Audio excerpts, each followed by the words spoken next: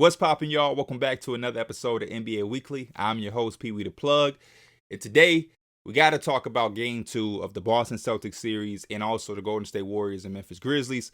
I feel like last night was a really good night of basketball. I will say this really quick. As a basketball community, it might be time for us to come together and pray for no more injuries. Yesterday, I was a little disappointed to see that Marcus Smart wasn't playing. And then in the second game, we got Gary Payton II going down. We already dealing with Joel Embiid's injury. Devin Booker was a concern with his hamstring.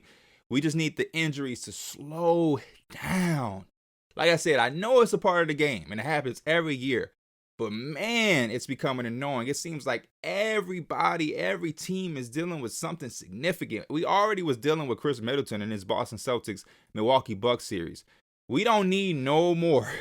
We don't need any more. So let's pray for these injuries to slow down. But focusing on that game for a second, Game 2 of the Milwaukee Bucks versus Boston Celtics. Game 1, I was impressed with both sides defensively. You know, I think a lot of talk has been surrounding the Boston Celtics and their defense coming off of the series against the Brooklyn Nets, and we saw the KD struggles and everything for the first time. It was amazing.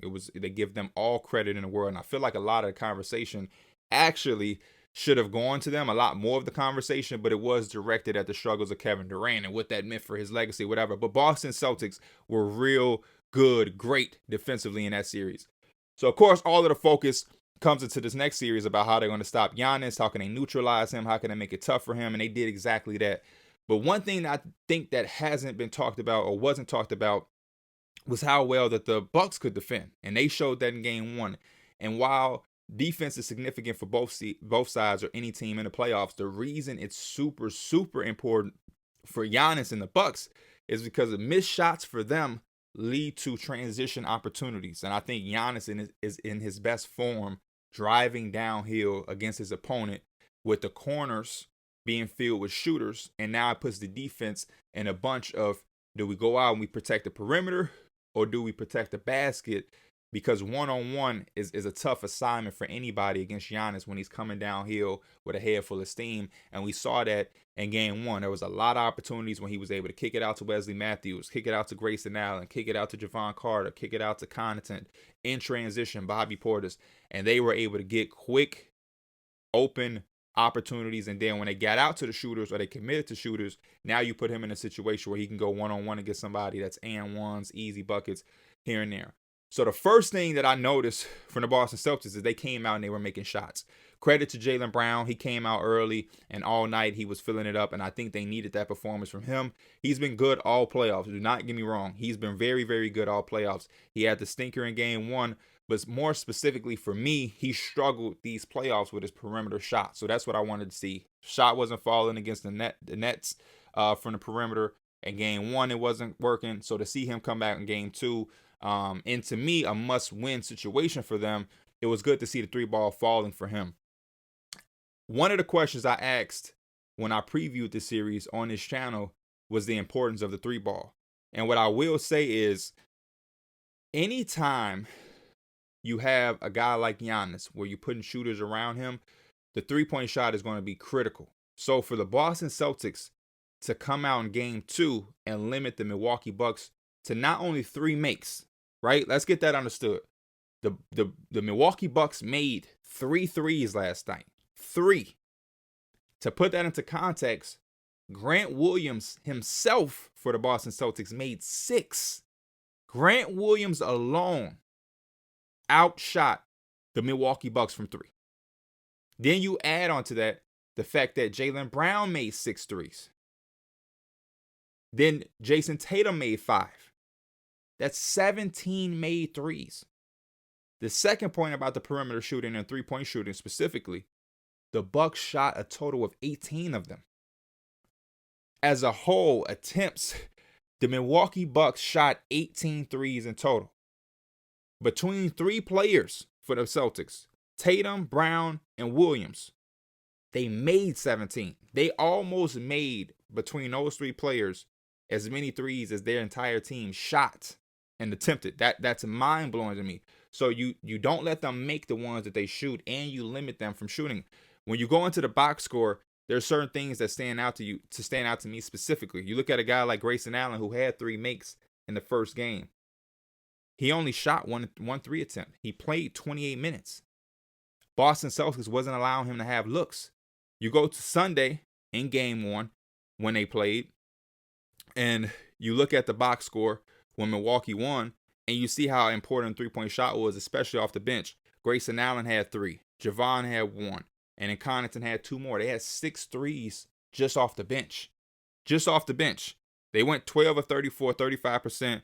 And then the next game, you hold them to attempt 18, and they only make 3. To go from 34 attempts to 18, that's 16. Man, that's a lot. That's not going to be talked about enough. That's not going to be talked about enough. Then the other part of it is they really do have the recipe to slow down Giannis, in a sense where we know Giannis dominates in the interior. From a half-court perspective, the Boston Celtics do not give him any looks. There's no comfort. You got Grant Williams, who is strong as an ox. His chest is made of metal. He's not folding. He's not bending. He's not breaking. He's taking any hits. Same thing with Al Horford. Same thing with Robert Williams. And then even with the others who are around, Jaylen Brown, Jason Tatum, they have extreme length as well, even if they're not straight up guarding him one-on-one or building the walls to cut off driving avenues. They're still there to dig and get in the passing lanes with their length. So Boston has the recipe to do this consistently throughout the series. I don't think this is just going to be a game. That wasn't a game 1 fluke. I don't think this is a first 2-game fluke. Giannis at some point may score a little bit more efficiently. It may not be as bad because in this game he started off like 1 for 10. The result is 9 of 25. It may be a little better. Maybe he isn't 9 of 25. Maybe he don't start off 1 of 10. But I don't think we're truly going to see one of those games where he's just having anything that he wants. And for them to come off of game 1 where he was able to be patient, he was able to make the plays, guys are making shots, and now we see not only did they not allow guys to make shots, but they kind of took those shots and opportunities away. That to me is the key to the series. I had Boston in 6 because of the fact that there's no Chris Middleton, and now I really feel confident that after seeing them make the adjustments, take away certain things, and dominate offensively, and them being able to score the basketball at a high level, like I said, Jaylen Brown having the game that he had was truly magnificent, something that they needed. The more shots that they make and the better they are offensively, the more of a disadvantage they create for the Milwaukee Bucks. Because a lot of the times you saw when Milwaukee had to walk it up and really have a half-court offense, it was tough. Because now the Boston Celtics have a set defense and they're focused on Giannis and they're ready to take this, that, and the third away versus transition opportunities where guys aren't back. You got mismatches, guys just trying to get anywhere, get anybody. You got 2 guys going to Giannis. Now somebody in the corner, Wesley Matthews is open for 3. Grayson Allen is somewhat open. It's all of this different. It's harder to communicate and set your defense in transition setting than half-court offense. So that stood out to me a lot. But anytime you can get games where Jason Tatum and Jaylen Brown almost go for 30 apiece, it's going to be magnificent. Like I said, Grant Williams coming off the bench and shooting 6 of 9 from 3. And like that to me is crazy. That was another thing I talked about, the importance of the 3-point shot from the perimeter and how crucial it was going to be for both sides, or how much would it impact both sides, because Bobby Portis and Brook Lopez can knock down shots. And now on the opposite end, you also have the Celtics bigs and their guys besides who can knock down shots too. But I mean, Bobby Portis and Brook Lopez ain't shooting 6 threes. Not yet, at least. Not yet. And Al Horford and Grant Williams have knocked them down at a premium. 6 threes from him, 6 from Brown, 5 from Tatum. If we continue to see some shooting like that, this series is not going to go to 6. This game is not going to go to 6. Going forward, though, I'm really interested to see the adjustments that Coach Bud makes. And I said that on Twitter, and a lot of people was like, man, Coach Bud is not, the guy to make adjustments. That's just not what he's going to do. But in all seriousness, I think they do have to figure out some things as far as the half-court offense. Yes, you want to be able to guard because you don't want the other team to have their 2 best players going for 30 apiece and shooting 17 threes amongst 3 players, of course. But also, you don't want to just have to rely on transition. You know what I mean? Because if the Celtics start taking their time on offense or shots are falling, which can happen as we've seen in Game 2, you don't want to be the Bucks in a situation where it's like, okay, now what do we do? They're making shots. How are we going to score? So I want to see what type of adjustments or what they can implicate into their half-court offense that can make it somewhat easier for Giannis to get the looks that he wants. Because when Giannis is getting the looks that he wants, the defense has to put extra attention on it, and that opens up the three-point shooting, which is supposed to be the vital part to open up things for Giannis. Even if he's going to struggle at the rim, it just creates better looks for Grayson Allen, for Connaughton, for Javon, for Wesley Matthews, Bobby Portis. Everybody is able to feast off of Giannis' struggles, or vice versa. If they're not getting the looks, that means more one-on-one attacks for Giannis at the basket. What is Coach Bud going to do to generate and create those looks in a half-court setting when Boston is making their shots and they're limiting transition? That's the next phase that I want to see in Game 3 when they go back to Milwaukee. And then going forward, for Boston, I want to see them continue to make shots. You know what I mean? They have to continue to be able to hit perimeter shots. It doesn't have to be Grant Williams making 6 threes, but you definitely want to be able to knock down those perimeter shots and also just be an efficient offense to limit their transition. So going forward is going to be a good one. Like I said, it was good to see Jaylen Brown have the performance that he had. Jason Tatum still was able to play pretty well, 29, 8, and 3. Horford didn't shoot the ball as good, but he shot it 1 of 5 and is making him be a respectable shooter. And that's all you really want with your guys with size up front, is you want the defense to be able to have to respect them. So when Jaylen Brown is rolling, Jason Tatum is rolling, and they get into their bag of isolation or attacking, the defense is a little bit more, reluctant to help because of the drive and kick to guys like Al Horford and Robert Williams. This is a good series, though. So far, this is a good series, and the credit to the Bucks. The Bucks were out of this game for a lot of the game. They won the third quarter, and they stayed in it as much as they could. But the Boston Celtics, anytime it felt like Milwaukee was trying to creep back in, you got a big-time 3 from Jason Tatum. You got a big stop here, a big bucket there, another 3 from Grant Williams in the corner. They made all of the right plays to stop any bleeding or any runs that the Milwaukee Bucks were trying to, rally late in the game. Also credit to the Milwaukee Bucks. This is why it's important to handle your business or take opportunities when you can. They got their ass kicked last night in Game 2, but in reality, they still won the overall battle of the first 2 games on the road. When you're coming in on the road and you don't have home court advantage in a series, all you want to do as a team is to leave that situation with it split. So now home court advantage lies in your hands. So we have to think, if the Milwaukee Bucks just protect their home court for the rest of the series, technically they could win this in 7. So that's why it's important to handle your business and take advantage of certain situations. The Boston Celtics did not shoot the ball the best that they could in Game 1. Milwaukee took advantage, and now they're going back home with a split series, 1-1 with home court advantage. As far as Game 2, another great game. Memphis and the San Antonio and the Golden State Warriors. This series has been really, really, really, really good. I'm glad that we had this game last night coming after the Boston Celtics and Milwaukee Bucks game, because it did get a little out of control and Boston kind of ran with that game early on. This game, like their first game on Sunday, was close. First game came down to Ja, trying to have a game-winning layup. The Warriors were prepared. They defended it the right way, and they were able to escape with a win. Just like Milwaukee, you want that win on the road when you're coming in without home court advantage, because now at worst you're able to go home with a split series, and now you take control of home court advantage, and the Warriors were able to do that. They took advantage in Game 1. Now in Game 2, some things that we have to point out. Again, the injury to Gary Payton II. That's number 1.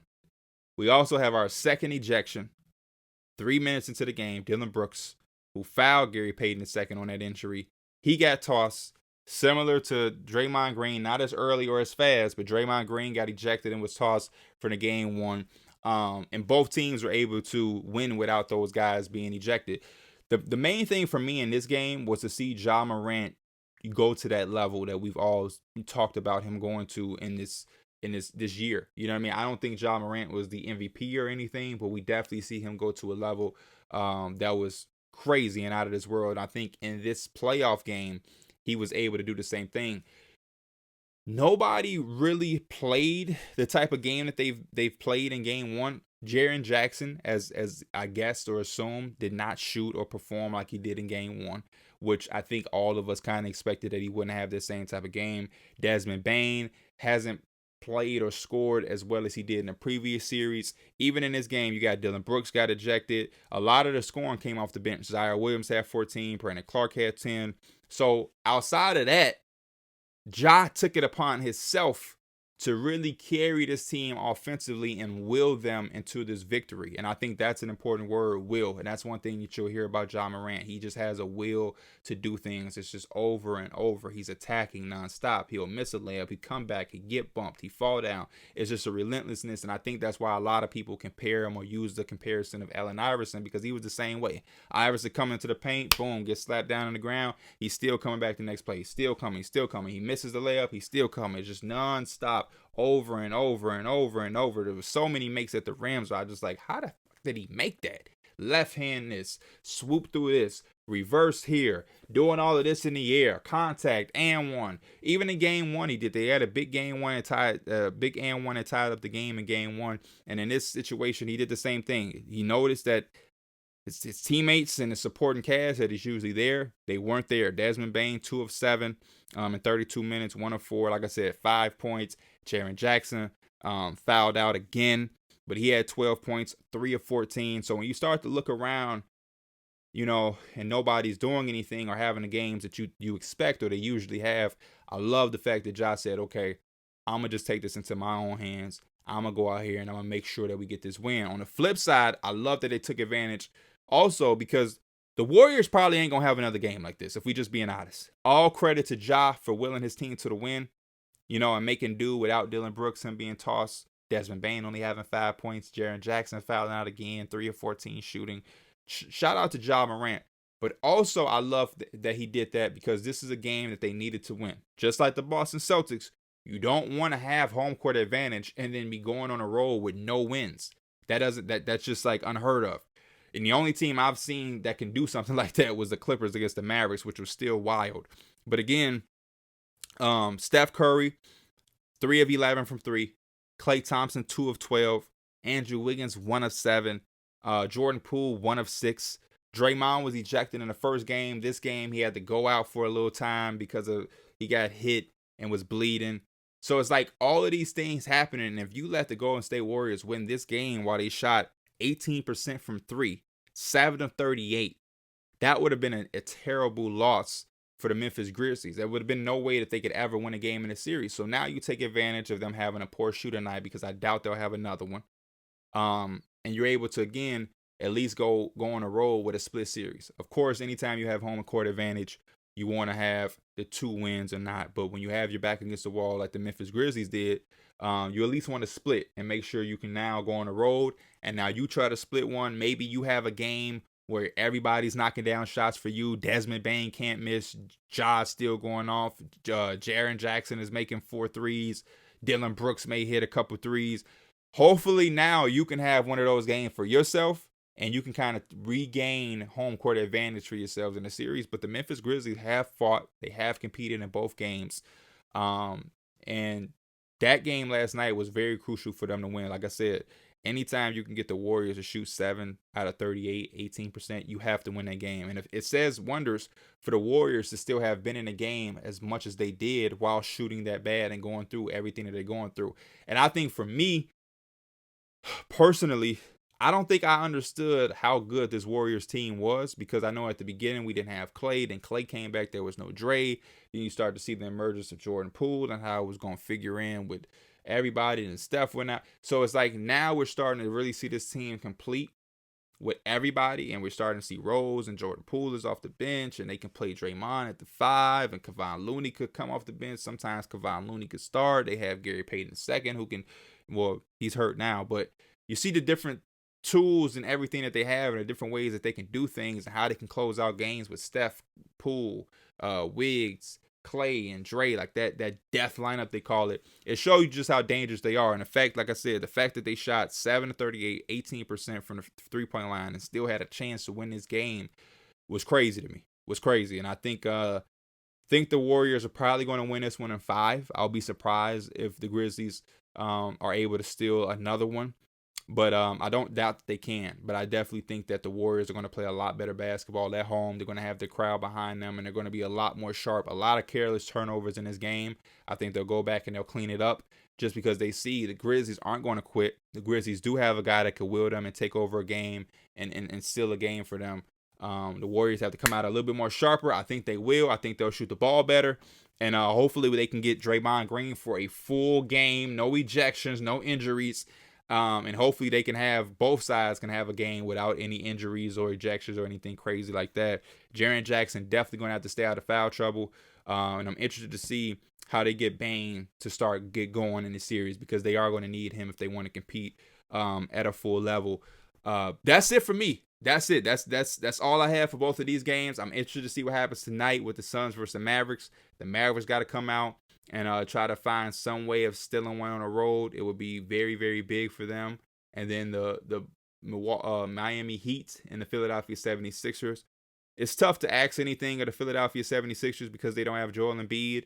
Definitely want to see the Miami Heat kind of dominate. You know, without Joel Embiid being there, they should be dominating. And I feel like for the first half of that first game, they really allowed the 76ers to kind of compete with them and it be a very close 1-point game. I want to see them dominate from the tip to the ending. So that's Miami's assignment for tonight. And I guess I'll see you guys tomorrow reviewing those 2 games, and we'll go from them. As always, I appreciate you guys. I am Pee Wee the Plug. This is NBA Weekly. I hope we have more exciting basketball these playoffs. I will see y'all then. I'm out. Peace.